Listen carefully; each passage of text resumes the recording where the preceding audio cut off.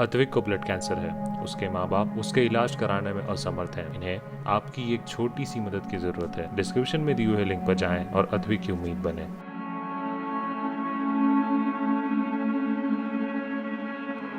नमस्कार, आप देख रहे हैं बिहार तक। मैं हूं आपके साथ सुकन्या सिंह। एलजेपी में चल रही उठापटक के बीच आज चिराग पासवान ने प्रेस कॉन्फ्रेंस की और इस दरमियान उन्होंने अपने पिता के मौत का भी जिक्र किया। उन्होंने कहा कि 8 अक्टूबर 2020 को रामविलास पासवान यानी कि उनके पिता का निधन हुआ था और उसके बाद से ही पार्टी में लगातार विरोधाभास जो है वो शुरू हो गया था।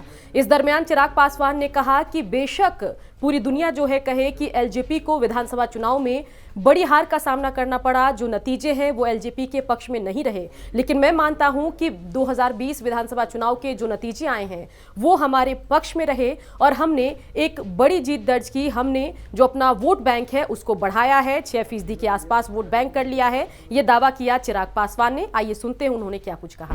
चुनाव के परिणाम पर मैं एक बात जरूर बोलूंगा प्रमुखता से कि इस चुनाव में मिली लोक जनशक्ति पार्टी को जो एक बड़ी जीत हम लोग की हासिल हुई है।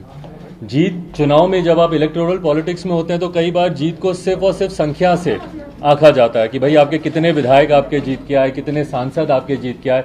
पर मेरे लिए भी ये एक बड़ी जीत थी जो लोक जनशक्ति पार्टी के बारे में कहा जाता था कि भैया 2%, 3%, 4% की पार्टी है, जहां हम लोगों ने लगभग 6% का मत प्रतिशत हम लोगों ने कंसोलिडेट किया। वहीं लगभग 25 लाख के करीब वोट लोक जनशक्ति पार्टी को मिले और जो जनता का अपार समर्थन हम लोग को मिला। और उससे भी सबसे बड़ी बात मुझे खुशी इस बात की है कि मैंने किसी भी परिस्थिति में लोक जनशक्ति पार्टी ने हम लोगों ने अपने मुद्दों, अपने सिद्धांतों से हम लोगों ने समझौता नहीं किया। इसके अलावा चिराग पासवान ने यह भी कहा कि मैं मानता हूं कि मैं काफी वक्त तक मीडिया से दूर रहा, लेकिन मैं काफी परेशान था। पहले तो अचानक पिता का निधन हो जाना, उसके बाद कोरोना त्रासदी, मैं कुछ वक्त परिवार के साथ भी बिताना चाहता था और फिर जब सोचा कि आप लोगों के सामने आऊं तभी टाइफाइड हो गया। अभी भी मैं बहुत स्वस्थ नहीं हूं। आप सबने देखा 8 अक्टूबर को मेरे पिताजी का निधन हुआ।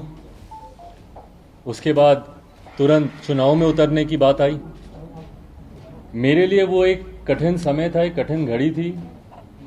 एक तरफ पापा की बॉडी भी अभी हॉस्पिटल से घर नहीं आई थी और हम लोग चुनाव में उलझे रहे पूरा समय। मैं ईमानदारी से बोलूं वो 40 दिन का लगभग का समय, 1 महीना 35 दिन का समय ढंग से घर पे घर वालों के साथ बैठ के पापा को याद करने का, उनको सोचने का वो समय ही वैसा नहीं मिल पाया। आने के बाद परिवार के साथ ज़रूर मैंने समय बिताया, काफ़ी घर वालों के साथ, मम्मी के साथ, परिवार के साथ।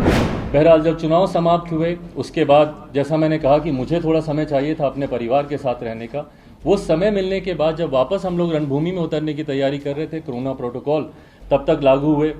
इस महामारी से बचाव के लिए कई तरीके के नियम कायदे कानून बनाए गए और उस वक्त हम लोगों ने पुनः कुछ समय के लिए अपनी तमाम राजनीतिक गतिविधियों पर हम लोगों ने रोक लगाई।